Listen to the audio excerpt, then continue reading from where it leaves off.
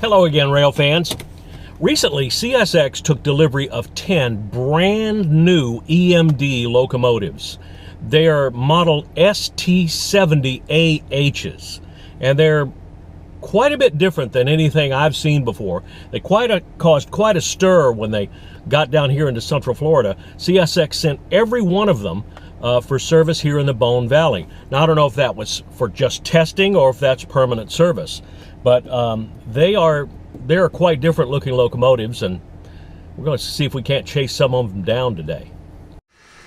It has EMD's classic teardrop windshield, but the similarities with old models end there. This is EMD's new SD70ace-T4, the new Tier 4 emissions-compliant version of the SD70ace. Under the hood is a new 12-1010J series engine, 12 cylinders, each displacing 1,010 cubic inches, and a two-stage turbocharger system. The 12-1010 can make up to 4,400 tractive horsepower and can generate as much starting tractive effort as a 6,000 horsepower SD90 Mac. The locomotive rides on fabricated HTCR6 radial bogies, which create increased adhesion and better ride quality. It can carry 4,800 gallons of fuel. CSX, as they have for years, created their own model number for these, ST70AH. So much for the sales brochure. A close look at the cab roof reveals that this beast is an excellent communicator. I counted as many as 19 antennas up there. I would love to see the hardware connected to all these in the cab. While we're still on the roof, let's look at the horns. There are two on the ST70AH.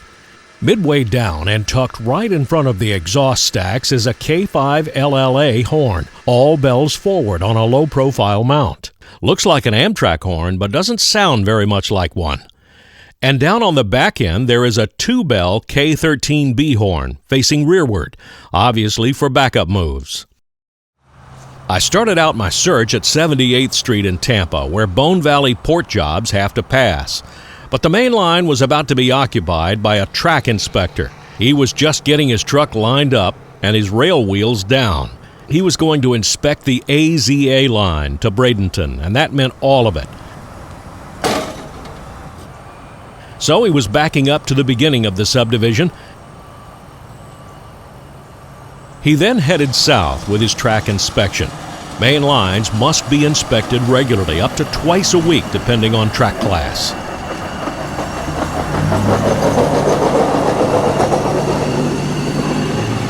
I was well into the Bone Valley, south of Mulberry,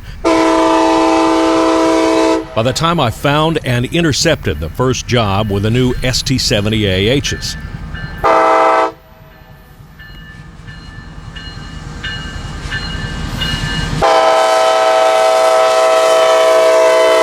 .0730 had come out of South Prairie Yard in Mulberry with a short train for Mosaic, New Wales. Cozart Road is a nice photo spot as it's pretty wide open.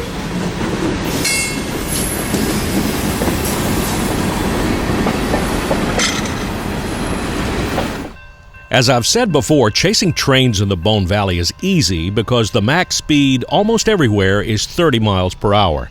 You can leapfrog them without much effort. And with the exception of Mulberry and Bartow, there are no populations to deal with. Bradley is a hot spot because it has tracks that lead to all 4 points of the Bone Valley. .0730 is coming off the Aiken sub onto the Brewster sub, headed up to Mosaic's New Wales plant from the south end. New Wales was at one time the largest phosphate processing place in the world. It may still be.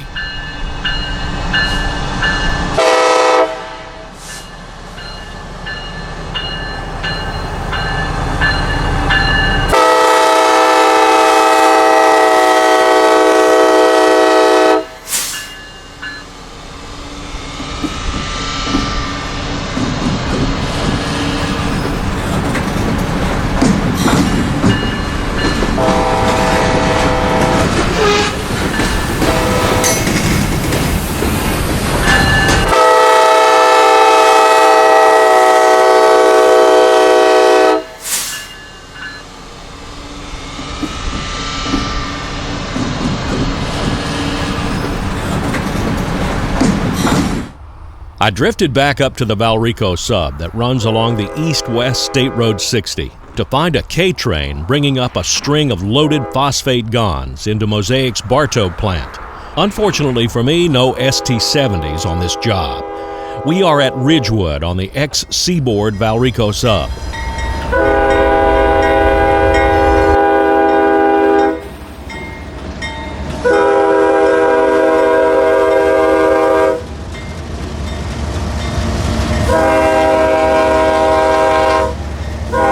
In my old 1990s video, Trains of the Bone Valley, I call the Valrico sub Main Street in the BV because everything coming in or out of this region has to get on this sub or at least cross it at some point.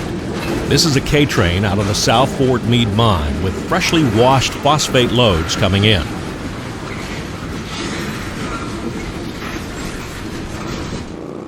Three miles to the west, the Valrico sub crosses the ex-ACL Bone Valley sub right in downtown Mulberry.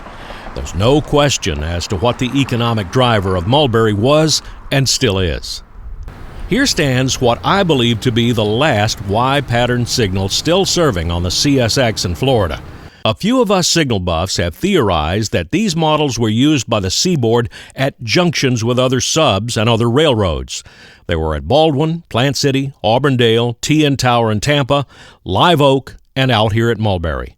With the exception of Baldwin, all places where the Seaboard crossed the Atlantic coastline. I set up here because 0730 was now returning from New Wales to South Prairie Yard at Mulberry.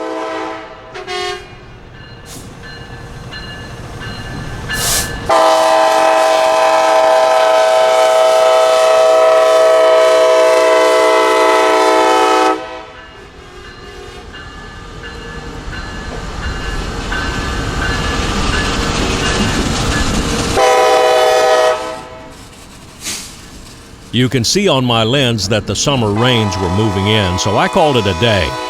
Thanks for watching. Please hit that like button below if you like this video, and hit that bell to be notified immediately when I post a new video. Till then, I'll see you somewhere out there on the high iron. At Mulberry, Florida, milepost AY 866.3, this is Danny Harmon, out.